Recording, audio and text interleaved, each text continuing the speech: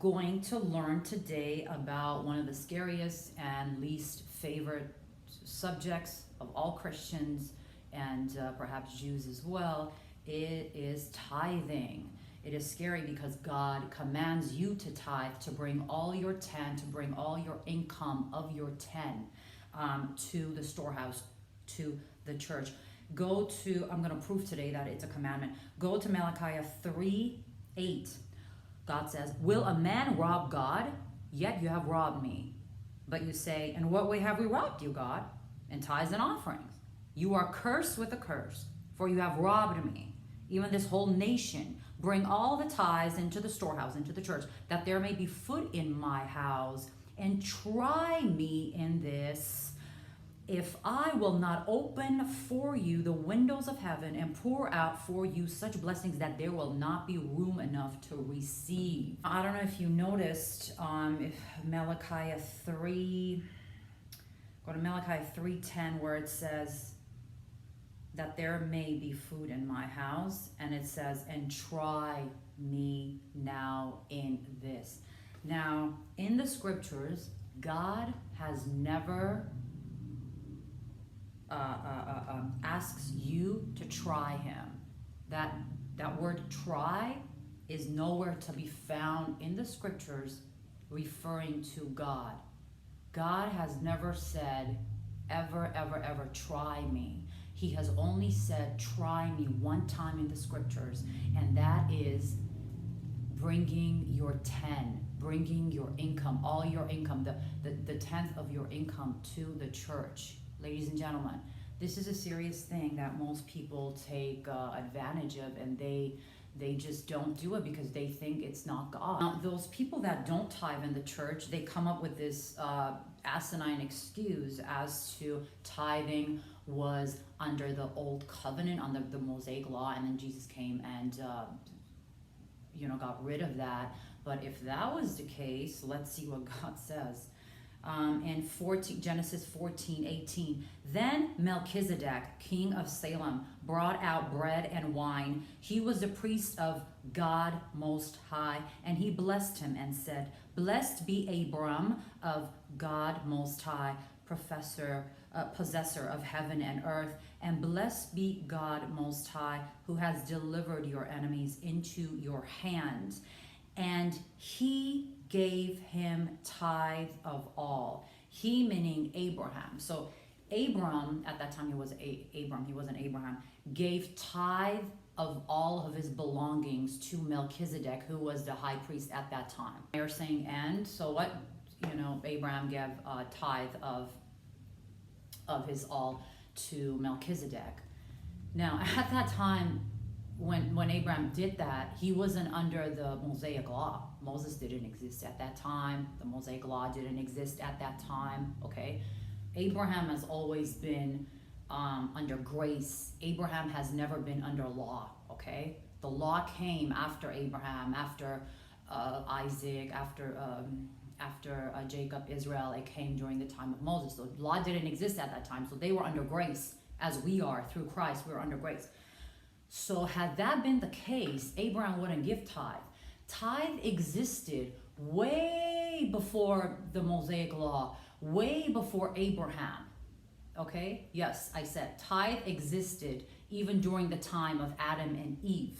And this is a revelation that God gave me when I was reading Genesis, and I'll tell you right. Okay, so you all know about the tree of knowledge of good and evil that God commanded Adam not to eat from. So God commanded Adam and Eve to eat from any fruit from any tree that they wished, but that one tree, ladies and gentlemen. You remember that, right? When Eve ate the fruit. Now, why do you think God did that? Why do you think God commanded them not to eat that tree? That tree was the tithe. That tree was the tithe when God said, don't touch that tree. Don't touch that tree. So tithing has always been a law of God, where you have 100%, the 10% belongs to God. And he will bless you more with the 90% than with the 100%, trust me. So why on this God's green earth would anybody go against what God says when he says, test me, and see if I'm not going to open up the windows of heaven and pour out a blessing that you have no room enough to contain. Now that blessing, it includes everything, a plethora of things. That blessing doesn't just mean money. Okay, that blessing means you're not going to get sick. Most likely, you're not going. I'm not talking 100%. Most likely, you're not going to get sick. You're not going to get laid off. You're not going to get bankruptcy cases. You're not going to get lawsuits. You're going to be blessed. And he basically, in a way, forms a hedge around you, because he also says, "I will rebuke the devourer." Rebuking the devourer. He will not allow Satan to touch you. Okay. As he would to people that don't tithe. So tithing is kind of like a way it protects you. And I'm not just saying this, I'm speaking this from personal experience. I have tried this for years and years and years. And you know what? Sometimes, let's say you used to get $5,000 a month, and then you went down to $2,000 a month, right? And you still are able to pay your bills. You still are able to buy clothes and satisfy all your needs. And you don't know how it works, but it just works. God just does it. When you have to get your teeth fixed, now your teeth are good. When you have to go on that medication, now all of a sudden you don't need the medication, right? All of a sudden your car insurance goes down, or something happens and they give you money back. Or your credit card debt is erased. It works every time. Useful information is they've done studies on people who tithe in the church and the whole church world, and basically over 20%, about less than 25% give tithes to the church. So less than 25% pay all the debts and all the expenses of the church. 80% actually of the expenses of the church.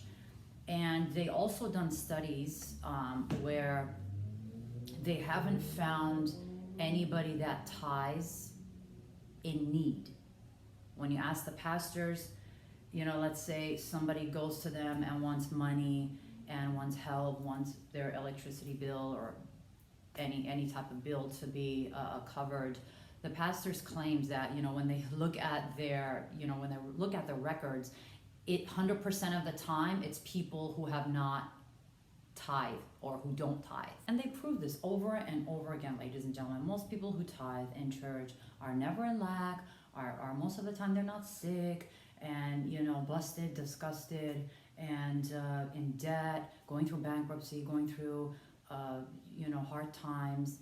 That's the case I'm talking generally. Of course, everybody goes through something. But that doesn't mean you're going to give your money away, throw your money away to, churches who say, give me $1,000, give me $5,000 right now, and your teeth will be fixed. You will get healed. That is witchcraft. Be careful about that, because I've done that, and that is bad. You get cursed. I've done that. I've gone through that. Make sure your money goes to a church that actually saves souls. I personally tithe to Jimmy Swaggart Ministries, JSM Ministries, because their bill is $5 million a month for their TV ministry, and I was saved through TV, so that's why I give to them.